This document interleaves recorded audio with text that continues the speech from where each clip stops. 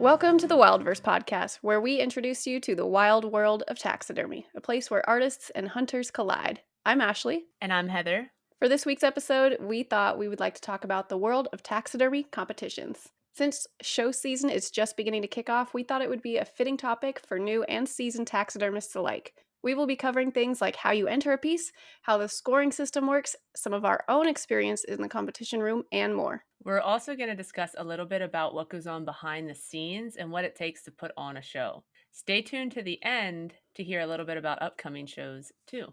But before we start this episode, we would like to do a little feature on our Help Wanted post this past week. Today, we are featuring Double Nickel Taxidermy in New Braunfels, Texas.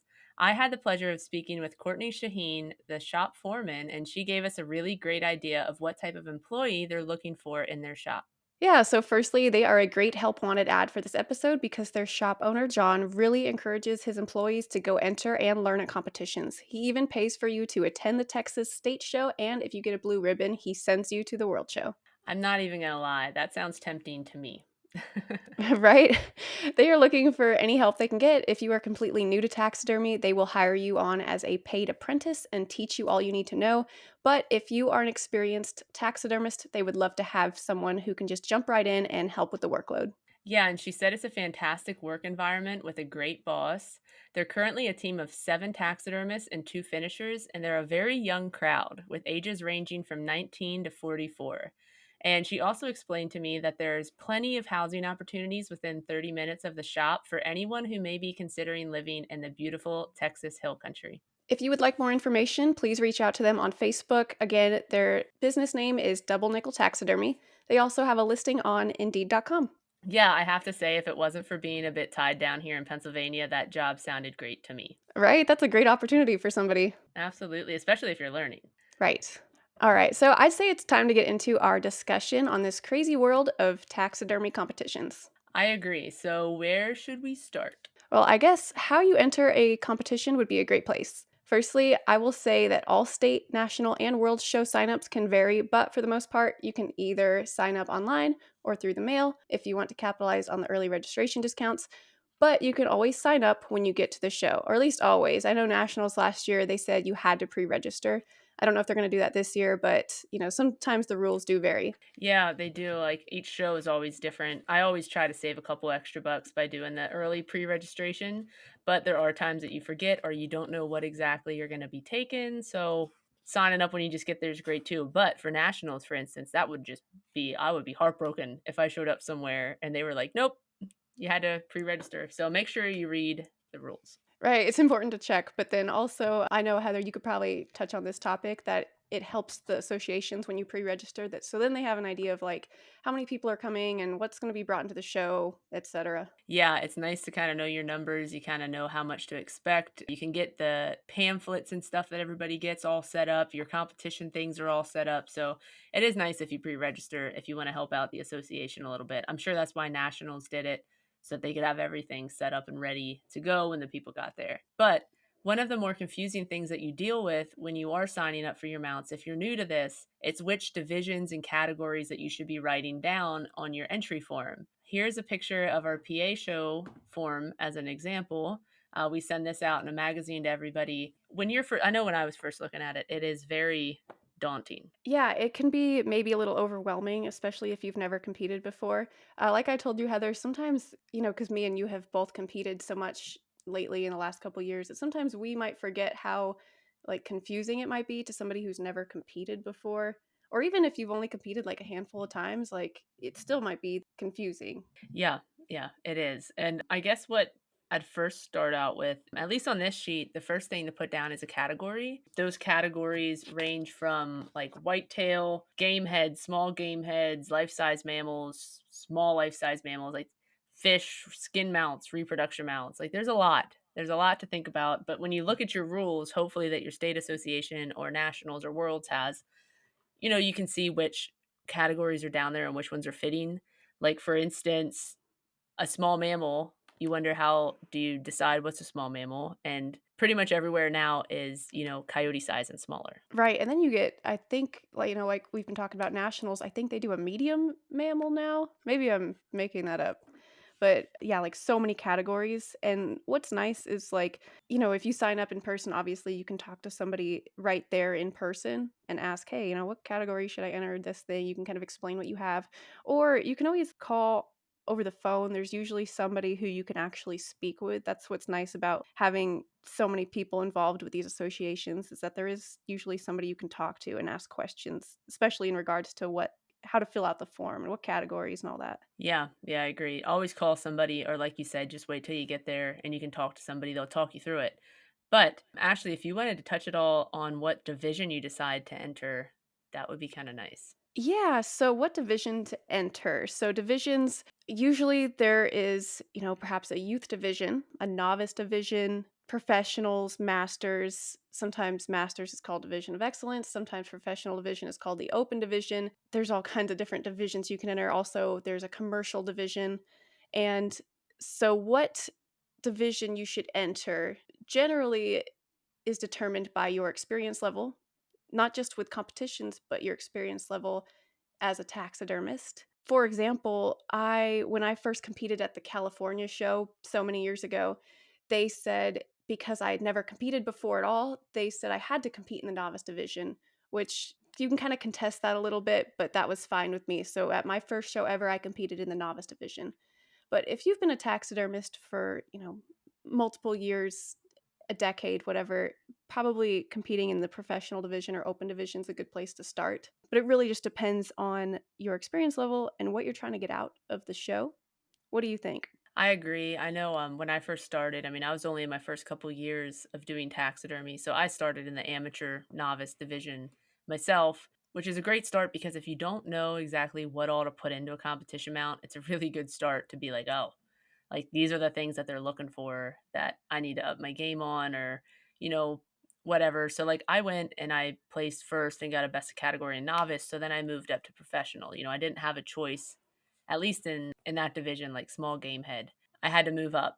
And I think I was ready to move up anyways, but it's kind of nice too if you aren't sure, like for say you are a professional and you feel like maybe you should be in masters, but you're not sure if you should be in masters, just getting professional, win your best of categories, and then it's time to move up, something like that. Because sometimes it's scary. You don't know if you want to make the jump. Because once you make the jump, you can't go back. Right, that's a good point too. So, like you said, you won that best of category, so then you were required to move up. So that's a good point too. That some associations require you to compete at the lower levels and then move up as you win stuff or qualify to advance to the next divisions. Some associations you can just enter any division you want, but some, yeah, like you said, require you to move up. And then usually, if you compete in one division, you can't move back down the next year. So, like if you took a whitetail and you competed in masters, you can't the following year just go, oh, now I'm going to take a whitetail and compete in professional. You can't go back down once you go up. Yeah. Yeah, once you make that leap, you can't jump back down. You go up into masters and think, "Ah, I didn't do so hot. I'm gonna go back to professional." That's not how it works. Right. So, yeah, that can vary so much from, like, association to association, and again, that's something you can, like, always ask people, like, "Hey, what exactly are the rules here? Like, what can I do? What can't I do? Where should I put myself at?"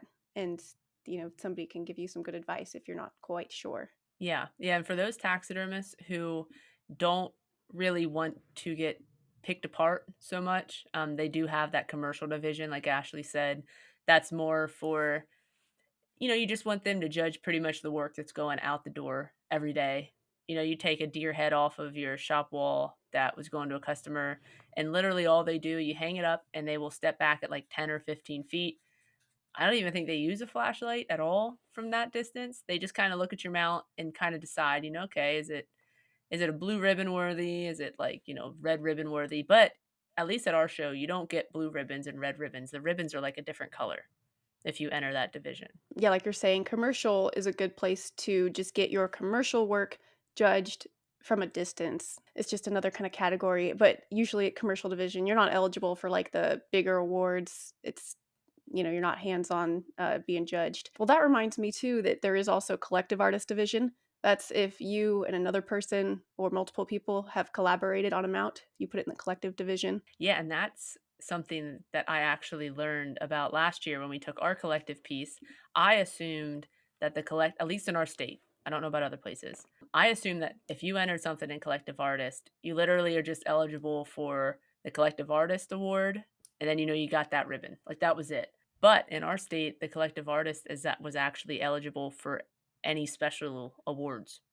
Like, I honestly thought when we got called up for that mount that there was an error because 'Cause I'm like, this isn't possible, like, this thing isn't eligible." So, read through your rules. I felt like a jerk walking up there and getting the awards for this mount because I thought it was wrong. Oh, yeah. What did you guys win on that one? Oh, man, I don't know, let me look. We won, like, the Mounted in Alaska award, the Collective Artist award, Champions Choice Impact award. Oh, cool. Yeah, I think that was all that we won with it, which was cool. Those were cool awards. I had not won a Champions Choice Impact Award, and I thought they were really cool, so I was excited about that one.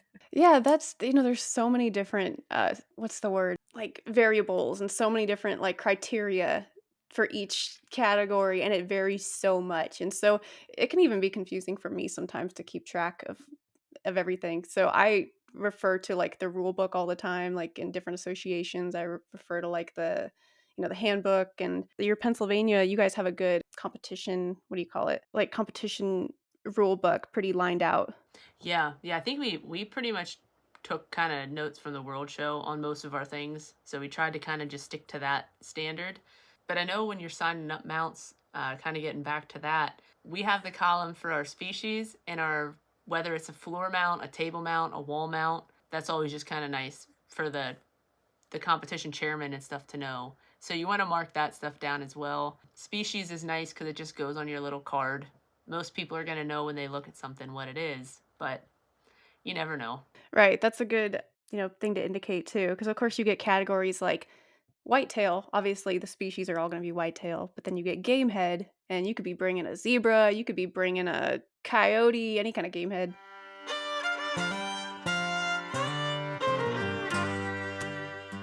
This episode of Wildverse is sponsored by Pro One Performance Chemicals. Pro One specializes in tanning chemicals for the professional taxidermist. They offer a complete line of tanning products to provide you with everything you need to tan your next tide. I really like their Pro Max Tan for my personal tanning projects. They make it so simple, it's easy to follow instructions printed right on the bottle. I actually used Pro One to tan the deer that I won with at Nationals, and I was using this same tan to tan some bobcats last week. It's super versatile. Not only does Pro One have you covered for all your tanning needs, they also sell Pro One Hide Paste, the industry standard in glue. Heather and I both use Pro One Hide Paste on every single mount. We love it. It has a thick consistency that makes it easy to apply to the form, yet it's soft and pliable enough that it can be easily manipulated under the skin after you throw the hide on. If you haven't tried Pro One Hide Paste, I am telling you, you are missing out. And now, as of 2024, you can order Pro One products directly online at pro1performancechemicals.com. That's PRO, the number one, performancechemicals.com. Okay, so what happens once your animal is entered? Once you get past the registration desk, you got all that form stuff figured out. If you've never been to a show before, you're going to want to ask people where the grooming area is. That's where you're going to put your mount on its base if you have to, fix anything that may have gotten damaged in transport, and groom your animal before it's placed into the competition room. Once it's in the competition room, it is hands off and you cannot fix anything else or even touch it. Yes, and so I brought up California before too, and they actually do it a little bit differently. I don't know how many states do this, but they are the kind of association where you place your own mount in the showroom. Oh, And so you place your mount, you can groom it where it's at. But I've never had that experience anywhere else. So typically, like you're saying, you bring your animal into the grooming area, groom it up, and then you give it to like the board members, and then they go and place it into the showroom. And obviously, they're trying to be super careful with it. You see them walk off with your mount, and you're just like, oh, please be careful. oh, I know. And then, yeah, hands off from there. Yeah, it is scary because once it leaves so in our show, you groom it, you get your picture, like the picture of the mount with your little card and everything, and then, yeah, you hand your mount over to the competition chairman and the people working that, and they take it in there and place it wherever they gotta place it, and most of the time, they gotta move it around a couple times because, Right. the room starts filling up, like, they gotta move things certain places to make everything fit, and it's scary. I wouldn't wanna be one of those people because that would stress me out. Right? Moving people's mouths around all the time. Places like the Texas show, they require you to use casters if you have a Mm, floor mount just so they can move it around easier too, and I think that's helpful. that is nice. That is nice. I'm glad that we don't do that in PA just because there are some bases that, I don't know, like, casters kinda wouldn't work that good with them. There's certain styles, not many, but Right. it is nice. Then they don't have to worry about picking it up, and what if it's top heavy and Yeah, if it's something, like, really skinny and tall, that doesn't really work quite well for casters, so, yeah, sometimes that can be a little tricky. That's another good thing to kinda know before you enter a piece is kinda knowing little rules like that, like, what do you need to have or if there's any special requirements, stuff like that. yeah, yeah, that's another thing, like you said, checking the rules. Just make sure you're doing the right thing because I know if you went to a show and you didn't have whatever they're requiring, like I said, I would be so stressed out, I would cry. There's no doubt about that. Yeah, me too. Oh, so we talked about the grooming area thing. When I bring an animal into the grooming area, I bring like so much stuff. Like I got a whole like tote worth of things and I'm usually fixing some kind of habitat or, gluing something back on. It's nice to bring like stuff to clean off the eyes, a brush to brush out the hair. You do like more fur bearer stuff. You probably bring like a blow dryer or a pet dryer to fluff them up. Yeah, like, I usually bring, like, a hair dryer or something just 'cause my big blower's pretty heavy, but, yeah, I mean, I bring everything, you bring drill, you bring extra tools, you bring the stuff to clean the eyes, I always bring extra dark brown paint because that's typically the areas that 'cause, with mammals, it's like the nose or a paw pad or something stupid gets dinged. So, I usually bring the dark brown paint or whatever other paint I might need. Yeah, I even bring, like, my whole airbrush setup just in case. I don't think I've ever had to use it but once, but when you need it, you wanna have it, so I bring kinda anything I Wow. can think of. Yeah, and here's a little tip for some other states. We did something different last year in PA, and thank goodness to our competition chair people because I suggested it to her, and she came through and did it, and it was really nice. If you have the ability to set up a little care package area in your grooming area, it is much appreciated by people because you Oh, never that's know cool. what you're gonna forget. So, like, she brought a blower, a hot glue gun, furniture wipes, Q-tips, like, all that stuff, and it was really nice. It was a nice kinda hospitality thing, so other states, maybe think about doing that if you have the ability to, because it's super nice. Oh, that's a great idea, just to have something because you always forget something, right? Yes, Usually it's something you always. always need. Yeah, it really comes in handy to have something there, and then you're running around trying to get other stuff, and thankfully, most competitors are there to help you as well. Like, if they have something that you need, don't be afraid to ask. They'll probably let you borrow it. Oh, totally. I think every single time I've been in the grooming area, I've asked somebody for something, like, there's always something that I need. I forgot a drill bit, or I forgot a Q-tip, something. Yeah, yeah, no, I agree. People are there to help, not everybody. You might run into a couple jerks, but most of the times they're nice. Yeah, people are super helpful. All right, so now is the waiting period where I always stress about how I placed. Once your mount goes into the room, the judge will make their rounds and take their time on each piece. They will use a flashlight to go over every last millimeter of your mount. They touch in areas to see if there are any wrinkles, drumming, pins, wet spots, you name it. You would be surprised at the things that you might miss on your mounts, even if you've already gone over that animal a bazillion times. Yep, I've had that happen. Have you ever had anything that the judge pointed out to you that you were like, "Yes, yes, I did that. Oh my gosh, I did it. That nice coyote that I did that's licking its foot, there was a T-pin in it." You're kidding. Thank Oh, goodness she didn't, like, she understood. She didn't dock me a bunch, but I'm like, "Oh, like, I groomed that thing so much. How did I miss these things?" But I did. I've had stuff like drumming that I just had no idea about, and they find it, and I'm like, "Oh, well, yeah, you're right." But so stuff like that, I don't think I've ever left a pin, but I could definitely see myself doing that. Yeah, it happens. It happens, and then it's always, like, drumming and a little tiny wrinkle or something forms somewhere. I don't know how that stuff happens because you watch it, and it just ends up something dumb happens, and, like, so just a little side piece for those people that don't really realize they maybe not competed before. If I was in professional and I had something that had, like, a wrinkle or 2 somewhere, like, I would still take it at that point. But just as an example, I've mounted things to take to shows, and they end up forming a couple wrinkles somewhere, like, somewhere stupid up under a leg. I'm like, "Not taking it. It's not going." That's how Yeah. hard they go over all these mounts. I mean, a wrinkle for me makes or breaks it. Right. Like, they will take I've seen judges, they'll take, like, a pen or something or some kinda object, and they, like, start, poking them out, and they are listening for drumming. Like, they are gonna totally grope your animal. Yeah, they get in there. They check everything, and they find things that you never knew you missed. Oh, I also wanna mention here that sometimes when you bring your animal into the competition room, because I don't know if we're gonna touch on it elsewhere, but you can bring a photo album of some of the work you've done, and then that goes in with the piece as well. Maybe we can touch on that more further on, but that's where you would give the album at that point. Yeah. Yeah, that is a nice thing if you've made a lot of your own stuff. Those are handy. I've seen people make, complete books of all the work they've had, and it does come in handy because if you did make all of your stuff, how do they know if you're telling the truth or not unless you have pictures there or, reference pictures to show what that animal's doing, which I'm glad I said that. Brings me to I don't have this in our script, but reference pictures. I have a bone to pick with people about reference pictures. What's that bone about? So, my my take on it, you can find pictures of animals doing many different things. You're going to find pictures. I feel like people can find a picture to almost justify anything that they did in competition, Yes. but you gotta look at everything else that's going on in the picture, and you also don't wanna pick a pose to enter in competition that's, like, the exception. Yep. Yeah, like, you could animals will do anything, and they can look every certain way.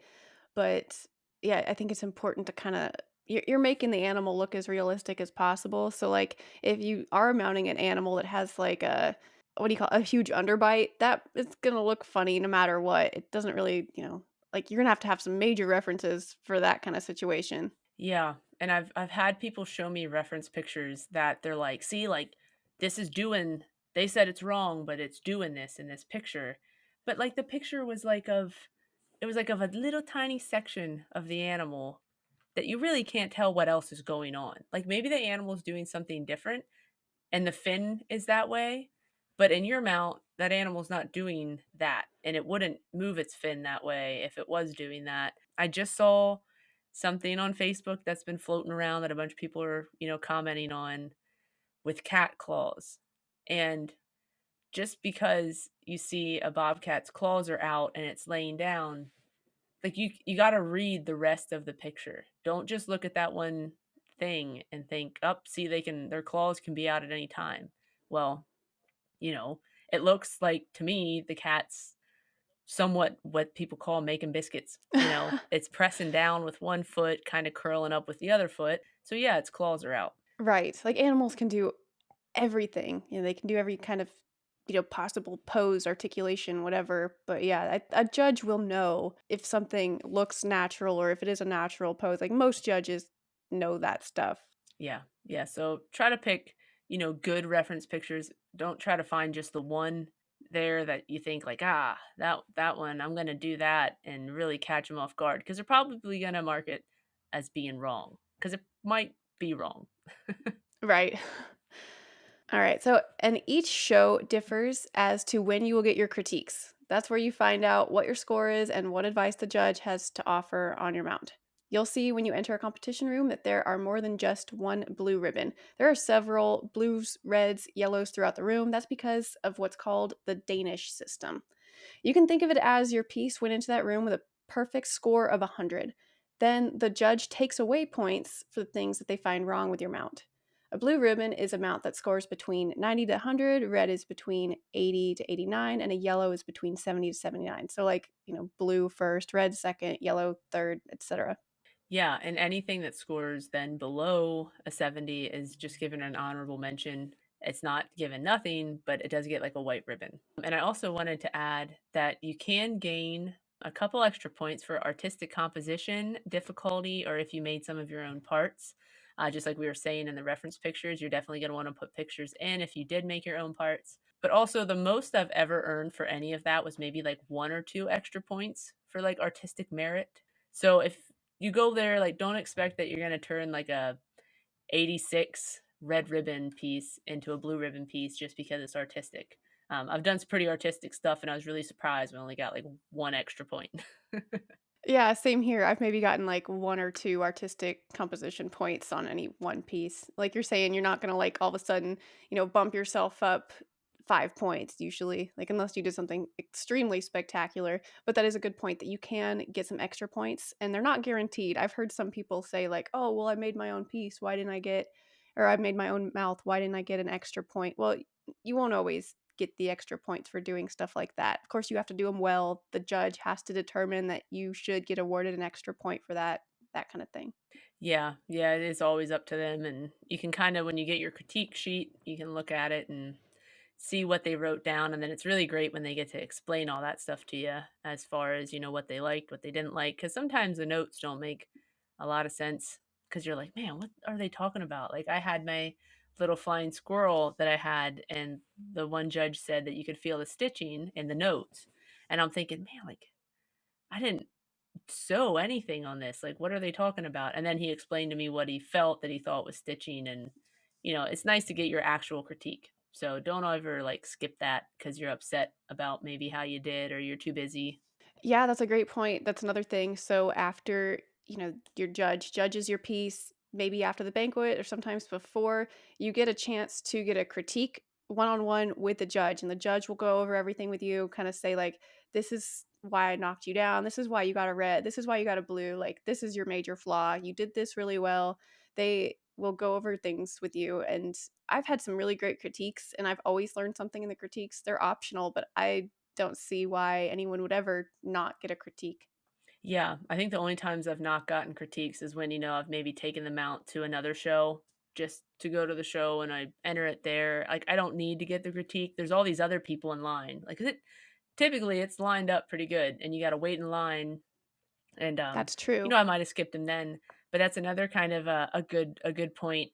If you are waiting behind other people getting their critiques, it's great to follow that judge around to the other people because you learn a lot that way too.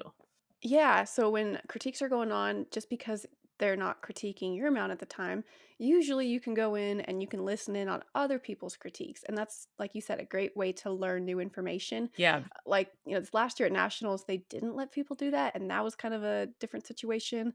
But typically you can listen in on other people's. And when you do that, it's best to just sit there and not say anything. Like, be respectful, be quiet, just have be a listener, but you can definitely do that. People are more than willing to let you do that. yeah, yeah, absolutely. Yeah, you definitely wanna just be quiet, even if it's tempting to say something. It's not your time. You let that judge and that person talk and, figure out, what's going on, what they need to improve, or what the judge liked. Another thing too, if you're not happy with your critique, you just gotta take it on the chin. You can protest things at shows. Most likely, it was probably judged pretty fairly, but, sometimes you win some and you lose some. It's up to that person's opinion and their how they read reference, and it's not the end of the world if you don't do well. Right, that's a good thing to remember is that, it is one person's opinion, but most judges are very qualified judges and they're gonna give you great advice. They're gonna have really good reasons for why they scored you certain ways. And so, yeah, it does like hurt to get a bad score, just not do as well as you thought you did, but you just need to lick your wounds and, do better next time, basically. We've all been there. Yeah, exactly. It does, it stings, it hurts. Yeah. Yeah, it's just you just move on and, hey, maybe the judge was wrong, maybe they were right, but you gotta always be open to learn because if, people a lot of people out there that say competing is dumb, only thing that matters to them are green ribbons. And yes, the money you make in your business and how well you run your business is most important. But if you want to learn and get better at your craft, this is a fantastic way to do it. And competing is kind of dumb if you're going to go into it and not want to improve yourself because you're not going to get anything out of it. If you go there, if you want to go to a competition just for people to tell you how fantastic you are and that you do nothing wrong, you're probably going to leave unhappy. Your expectations might be a little bit skewed because, like you're saying, the most important thing about competitions is not necessarily the awards. Those are great and they're a bonus, but the things that you learn at competitions are the true reason why you should be going and competing. You really are going to become a better taxidermist and improve your work and converse with people, get a great critique from the judge. Critique is where I have learned so many good pieces of information. And that's like on every critique I've gotten, even if it's like a poor critique, I've always learned something. And so that should be the main reason why you're competing. Everything else is extra. Yeah, I agree. I agree. That's the important parts of it. And it is, I mean, the connections you make. Look at me and Ashley. I mean, we connected on, social media, but Right? Look at us. meeting in person with people and actually becoming friends with people is a great reason to go. If you don't like people or talking to people, you probably won't like going to a convention. Yeah, but if you're the kind of person who, like, wants to talk to other taxidermists and converse with other people, yeah, it's not just about the actual competing. You're going to the convention, the competition, there's seminars going on. Like there's so many good reasons to go. You're connecting, you're networking. It's a great place to just learn. Like everywhere you go, everywhere you look, you're going to learn something. So, do you have any advice to anyone who competes, Ashley, as far as, actually in the competition room, if you're putting a piece together, since you're just, fantastic, won a bunch with whitetails, what would be a good piece of advice to give somebody competing with whitetails, for instance? Competing with whitetails, to get specific, I guess, I would definitely recommend use ear liners versus using Bondo. I know there's a lot of people who can do a great Bondo ear, but I would recommend using ear liners. If you want to be eligible for bigger awards or like winning a best of category, I definitely recommend getting the whitetail on the floor versus having a wall mount. So having some kind of floor piece, I think that super helps. Whitetails are hard because there's just so many of them. So doing something that makes you stand out. What about deer capes? Deer capes. So I've heard a lot of people say that you should be sourcing like the most perfect cape that you can find. And while that is true, you really want the most perfect specimen that you can find. Sometimes that's not super realistic. Like, so some of my major comp pieces have had like scars on them or like rub marks. And if you make them look realistic, that's not going to hurt you too much. But yeah, finding, a very beautiful cape, that's going to help a lot. Obviously, it's just going to look nicer. But if you do have imperfections, you just make them look natural. So if you had like a huge rub mark on the side, like somebody dragged that deer out of the woods, probably don't use that one. But for like minor stuff, you can kind of make them just look natural. Like you could make a scar look like a wound. You can make scar look like a scar, or you can kind of just mess with it that way. But so I don't put too much emphasis on like the capes, but I would say like if you have a whitetail cape that has like a huge cut around the eye or like a slice down the nose, sometimes those things are just so hard to repair in a competition setting that it probably is not worth your time. You should find a different cape if it has like a major flaw, like a cut, like something like that. Yeah, that's definitely good advice. You don't want to start out with something with scarred up eyes, and you at least want that area to be pretty. Yeah, like if, when somebody's caping out the deer and they've got the whole back of the eye cut, that's probably not going to work very well for a competition mount. I agree, and that happens well too often. Heather, do you have any advice for anybody who is competing with like a mammal or any kind of life size? You do a lot of that kind of stuff. What would be like your advice? Yeah, I mean, I kinda touch on a lot of what you said too, as far as if you wanna do better with it, put it on the table or put it on the floor and try to make it eye level, at least the face eye level, and pick a good specimen. That judge that was talking about the stitching on my flying squirrel was because I had to glue hair back into it, and I don't have flying squirrels all over the place. I had to pay for a permit for the one I had. So when I glued the hair in, the glue was a little stiff underneath there. So when he's rubbing his fingers across it, he felt it. He thought it was, stitching. And it didn't matter that it was glue because it shouldn't be anything that you can feel. So I should have just started out with one that didn't have a slip spot on its belly. Yeah, and then just grooming is really important. Grooming, make sure I've had people who started out competing and they didn't really think to shine a flashlight on the animal's eyes to clean off the paint. So make sure that you're using flashlights on the eyes and the nose and the mouth. All that stuff is super important. Those are really great points. You mentioned making the animal eye level. That's really good too. You don't want like a deer, at chest level or something. You kind of want the face in your judge's face, basically. And then you also said grooming. The judge is going to take a flashlight all over your mouth. They're going to look in the nose, eyes, ears, everywhere. So that's really helpful before the show to do that yourself and make sure not only are all your, pieces tight, but then also that you don't have like paint on your eyes, stuff like that. Another thing that's really important too is secure mount attachment. You don't wanna see your mount attachment. You wanna make sure that it's not wobbly Good point. because 'cause they'll definitely hit you for that. Yeah, stability. And, of course, we didn't really talk about, like, DQs. You want to make sure your animal is dry. You wanna make sure your animal doesn't stink. You're gonna wanna make sure that your animal is not vulgar in any type of way. Don't enter something vulgar Right, tasteful. and yes, taste.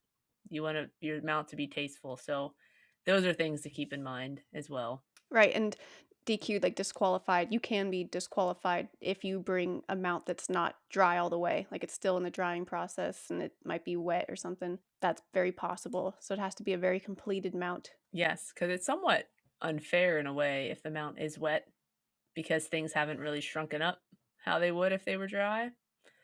So I'm assuming that that might be why they have it that way. Yeah, and shrinkage takes in a huge portion of taxidermy. The drying process, like we're saying, things can wrinkle on you all of a sudden that you don't expect. Drumming, that's a huge issue when a mount is drying. Yeah, yeah, if you didn't have to worry about that, it would make competing a lot easier. Right? Just mount it up and there you go. Yeah, yeah, good to go. So, I also wanted to just throw a little bit in here about the effort that it takes to put on these shows. I feel like it's something that's like so underrated and people don't realize the work that goes into it. I never really realized how much work goes into putting on a show until I became a board member for my state years ago. There are a lot of moving parts behind the scenes that go into a competition room, the vendor supply area, the banquet, and just honestly trying to give the best experience possible for your members. So, if you enjoy going to your state shows, don't be afraid to volunteer and help out where you can. I know at our show, a lot of times we look for volunteers to help with maybe selling raffle tickets or, setting up. We have a cornhole tournament, stuff like that. It's really nice for people to help out. And if you see somebody doing a good job, maybe just tell them thanks because it's a lot of work. Yeah, those are all great points too, because Heather, you have experience being on like the board and being a part of your association more than I do. So you really know how much it takes to put on the competition and how much work that you guys are doing and you don't get paid for that. It's pretty much volunteer based. And so yeah, it's a lot of work. Yeah, it shouldn't be taken lightly. Yeah, no, it is a lot, as far as people. One, the online thing is one thing to make sure that you're getting everybody's info, who's signing up for memberships all through the year, and then getting all their info and making sure they're mailed stuff. And I am in charge of ordering all of the awards and ribbons. And thankfully, the lady who used to do it provided me with a good structure to go from. But you're ordering from this place and you're ordering from this place and you're getting donations from another place. And it's not like I never realized all that stuff goes on. You just think, poof, like there's the awards and there's the ribbons. But you're counting ribbons to see how many you have and how many you need. And like, huh, it's a lot. Yeah, I've never like personally helped out so much like at a show like you have, but yeah, I mean there's the people on the board are running around like crazy the whole time. They're doing stuff constantly. They're making sure everything is working right, everything is going smoothly. And so yeah, like you said, just giving a simple like thank you, like hey, you're doing a great job, like that goes a long way. Yeah. Yeah. That's why it's kind of nice going to other shows. And then I just get to sit back and relax. That is nice. All right. So here are some upcoming shows for the next few months. If any of you are interested, we have March shows. There is the Montana, Maryland, Pennsylvania, Virginia, New York, Illinois, and Minnesota shows. In April, there is a show in Quebec and Wisconsin. In May, we have Colorado, Connecticut, Delaware, Louisiana, Massachusetts, Rhode Island, and nationals. In the month of June, there's West Virginia, Texas, Indiana, New England, and Oklahoma. And in July, we have Ohio. I'm sure that we missed some shows, but we listed all that we could find online for now, and we will be sure to share more if we figure anything out in the future. I know it's kind of far out still, but Worlds, that's in August. So that's another show that's coming up this year. But yeah, of course, there's so many shows just because we didn't list them doesn't mean they're not going on. Yeah, and just try to kinda incorporate the upcoming months, maybe in a episode a little closer to maybe around nationals time can touch into anything in the end of the year, but most of the shows fall in the spring and summer. I, for one, prefer spring, winter shows. Summer shows are fun, but it's so dang humid. I sweat my butt off when I'm carrying stuff into places. That nationals, Ashley, that we both went to in 2022, I think it was, in Ohio. 2022, yep. Oh my gosh, I was hot. Yeah, I and then, like you said, the humidity, that's not good for mounts either. Because like, when we talked to Daniel, he mentioned that show that he went to, I think it was nationals, that so many people's mounts were getting DQ'd because of the humidity, it was rehydrating everything. Yeah, it's scary, like, I worry. I went to one in, West Virginia in the summertime, and it was so hot out, it was so humid. First of all, their show is beautiful down there in the mountains, it's beautiful driving there, but so hot and humid. Like, you step outside and you just immediately start sweating, and the whole time it was raining, and I'm like, "My mounts are gonna get, like, they're gonna be wet feeling, my epoxy's gonna crack." But it didn't, but it is scary. So yeah, I think I prefer, like, a spring show as well. Usually the weather's a little nicer. Yeah, yeah, it's nice though when they span them out too, but yeah, I don't really like the humidity and sweating, it's just gross, so Yeah, lifting heavy mounts and yes. Yeah, and just then I remember at nationals, like, I felt like I was, like, sweating so much, I just, like, felt like I stank, and I'm like, "People stay away from me. Don't come close to me. I don't wanna, like, just I don't want you to if I stink, don't smell me." Right. Oh my gosh, I totally understand that. That's something, and that's that's another little thing too, though. If you go into a grooming area, it's just a little gripe about my experiences. People wanna talk to you when you're grooming your animal. Don't be afraid to be like, "Just wait. Don't talk to me right now." Oh, yeah, that it can be a little bit distracting, and yeah, you have every right to be like, "Hey, can I talk to you after I'm done with this?" Like, that's a good point. Yeah, and it's so distracting, it is so distracting because you're trying to finish up what you're doing, and then you end up forgetting stuff and just, oh yeah. Anyways, I feel like that about wraps up this week's episode, and we hope that we shared some information that may help out some folks looking to get into competitions, or maybe you already do compete, and maybe this inspired you to put something together for this year's show. Yeah, we are definitely proponents of competitions. We both compete. But we would like to thank you for listening to our new podcast, Wildverse. If you would like to stay up to date on new episode releases, you can follow us on Facebook at Wildverse Taxidermy Podcast and Instagram at Wildverse Podcast. And also, don't forget to subscribe to our YouTube channel, Wildverse Podcast, to see when new videos come out. Or you can check out Wildverse on podbean.com to listen from your favorite apps. And please leave us a review on Apple Podcasts or wherever you listen to your podcasts. Thank you guys so much for listening. We'll see you next week. Bye.